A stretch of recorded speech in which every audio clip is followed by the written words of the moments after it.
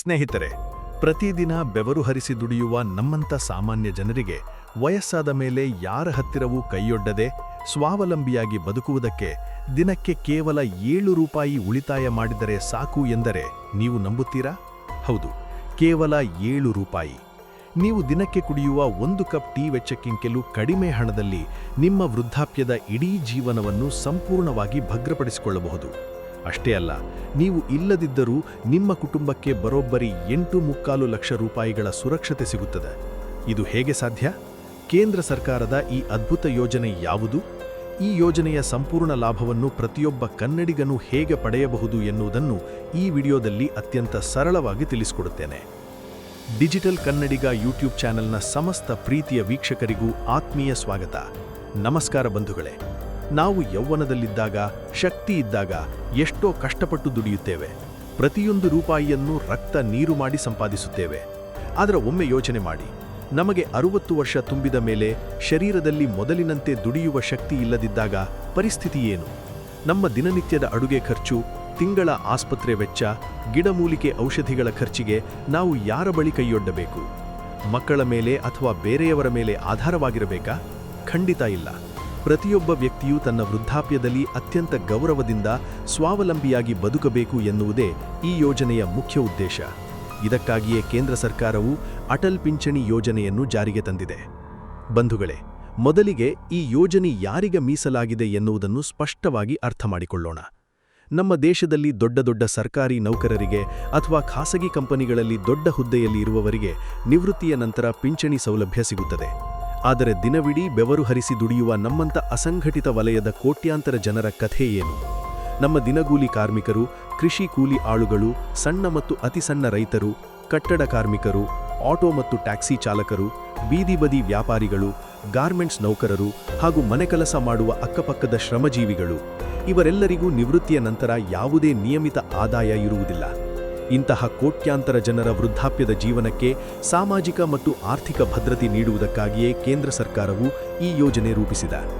ಈ ಯೋಜನೆಯ ಸಂಪೂರ್ಣ ಉಸ್ತುವಾರಿಯನ್ನು ಕೇಂದ್ರ ಸರ್ಕಾರದ ಪಿಂಚಣಿ ನಿಧಿ ನಿಯಂತ್ರಣ ಮತ್ತು ಅಭಿವೃದ್ಧಿ ಪ್ರಾಧಿಕಾರ ವಹಿಸಿಕೊಂಡಿದೆ. ಪ್ರಸ್ತುತ ದೇಶಾದ್ಯಂತ ಸುಮಾರು 9 ಕೋಟಿಗೂ ಹೆಚ್ಚು ಜನರು ಈ ಯೋಜನೆಯಲ್ಲಿ ನೋಂದಾಯಿಸಿಕೊಂಡು ತಮ್ಮ ಭವಿಷ್ಯವನ್ನು ಭದ್ರಪಡಿಸಿಕೊಂಡಿದ್ದಾರೆ. ಈಗ ನಿಮ್ಮ ಮನಸ್ಸಿನಲ್ಲಿ ಒಂದು ಪ್ರಶ್ನೆ ಮೂಡಿರಬಹುದು. ಈ ಯೋಜನೆಗೆ ಸೇರಲು ಯಾರೆಲ್ಲ ಅರ್ಹರು? ಸರ್ಕಾರದ ಮುಖ್ಯ ನಿಯಮಗಳೇನು ಎನ್ನುವುದನ್ನು ನೋಡೋಣ. ಮೊದಲನೆಯದಾಗಿ ವಯೋಮಿತಿ. 18 ವರ್ಷದಿಂದ 40 ವರ್ಷ ವಯಸ್ಸಿನೊಳಗಿನ ಪ್ರತಿಯೊಬ್ಬ ಭಾರತೀಯ ನಾಗರಿಕರು ಈ ಯೋಜನೆಗೆ ಸೇರಬಹುದು. ಎರಡನೆಯದಾಗಿ ಬ್ಯಾಂಕ್ ಖಾತೆ. ನಿಮ್ಮ ಹೆಸರಿನಲ್ಲಿ ಯಾವುದೇ ರಾಷ್ಟ್ರೀಕೃತ ಬ್ಯಾಂಕ್, ಖಾಸಗಿ ಬ್ಯಾಂಕ್ ಅಥವಾ ಪೋಸ್ಟ್ ಆಫೀಸ್ನಲ್ಲಿ ಉಳಿತಾಯ ಖಾತೆ ಎಂದರೆ ಸೇವಿಂಗ್ಸ್ ಅಕೌಂಟ್ ಇರಬೇಕು. ಮೂರನೇ ಪ್ರಮುಖ ನಿಯಮವೆಂದರೆ ಅರ್ಜಿ ಸಲ್ಲಿಸುವ ವ್ಯಕ್ತಿ ಯಾವುದೇ ಕಾರಣಕ್ಕೂ ಆದಾಯ ತೆರಿಗೆ ಅಂದರೆ ಇನ್ಕಮ್ ಟ್ಯಾಕ್ಸ್ ಪಾವತಿದಾರರಾಗಿರಬಾರದು. ಇದು ಸಂಪೂರ್ಣವಾಗಿ ಬಡವರು, ಶ್ರಮಜೀವಿಗಳು ಹಾಗೂ ಮಧ್ಯಮ ವರ್ಗದ ಜನರಿಗಾಗಿ ರೂಪಿಸಲಾದ ಯೋಜನೆಯಾಗಿದೆ. ಈಗ ಈ ಯೋಜನೆಯ ಅತ್ಯಂತ ಪ್ರಮುಖ ಮತ್ತು ಆಕರ್ಷಕ ಭಾಗಕ್ಕೆ ಬರೋಣ. ಅದೇ ಪ್ರೀಮಿಯಂ ಲೆಕ್ಕಾಚಾರ. ನೀವು ಎಷ್ಟು ಚಿಕ್ಕ ವಯಸ್ಸಿನಲ್ಲಿ ಈ ಯೋಜನೆಗೆ ಸೇರುತ್ತೀರೋ ಅಷ್ಟು ಕಡಿಮೆ ಮೊತ್ತವನ್ನು ಪಾವತಿಸಬೇಕಾಗುತ್ತದೆ. ಉದಾಹರಣೆಗೆ, ಒಬ್ಬ ವ್ಯಕ್ತಿ ತನ್ನ 18ನೇ ವಯಸ್ಸಿನಲ್ಲಿ ಈ ಯೋಜನೆಗೆ ಸೇರಿ 60 ವರ್ಷದವರೆಗೆ ಅಂದರೆ 42 ವರ್ಷಗಳ ಕಾಲ ಹೂಡಿಕೆ ಮಾಡಿದರೆ ಏನಾಗುತ್ತದೆ ಎಂದು ನೋಡೋಣ. 18ನೇ ವಯಸ್ಸಿನಲ್ಲಿ ಸೇರಿದರೆ ತಿಂಗಳಿಗೆ ಕೇವಲ 42 ರೂಪಾಯಿ ಪಾವತಿಸಿದರೆ ಸಾಕು. ಅಂದರೆ ದಿನಕ್ಕೆ ಕೇವಲ 1.5 ರೂಪಾಯಿಗಿಂತಲೂ ಕಡಿಮೆ. 42 ವರ್ಷಗಳಲ್ಲಿ ನೀವು ಕಟ್ಟುವ ಒಟ್ಟು ಮೊತ್ತ ಕೇವಲ 21,000 ರೂಪಾಯಿ. ಅದೇ ರೀತಿ 60 ವರ್ಷದ ನಂತರ ಪ್ರತಿ ತಿಂಗಳು ಗರಿಷ್ಠ 5,000 ರೂಪಾಯಿ ಪಿಂಚಣಿ ಪಡೆಯಬೇಕಾದರೆ ನೀವು ಪ್ರತಿ ತಿಂಗಳು ಕೇವಲ 210 ರೂಪಾಯಿ ಪಾವತಿಸಬೇಕಾಗುತ್ತದೆ. ಅಂದರೆ ದಿನಕ್ಕೆ ಕೇವಲ 7 ರೂಪಾಯಿ ಉಳಿತಾಯ ಮಾಡಿದಂತಾಗುತ್ತದೆ. ನೀವು ದಿನಕ್ಕೆ 7 ರೂಪಾಯಿ ಎಂದರೆ ತಿಂಗಳಿಗೆ 210 ರೂಪಾಯಿ ಕಟ್ಟಿದರೆ 60 ವರ್ಷ ತುಂಬಿದ ನಂತರ ವರ್ಷಕ್ಕೆ 60,000 ರೂಪಾಯಿಗಳಂತೆ ನಿಮ್ಮ ಜೀವಮಾನ ಪೂರ್ತಿ ಪಿಂಚಣಿ ಸಿಗುತ್ತದೆ. ಒಂದು ವೇಳೆ ನೀವು 40ನೇ ವಯಸ್ಸಿನಲ್ಲಿ ಈ ಯೋಜನೆಗೆ ಸೇರಿದರೆ ಏನಾಗುತ್ತದೆ? ತಡವಾಗಿ ಸೇರಿದರೆ ನಿಮಗೆ ಸಿಗುವ ಹೂಡಿಕೆ ಅವಧಿ ಕೇವಲ 20 ವರ್ಷಗಳು.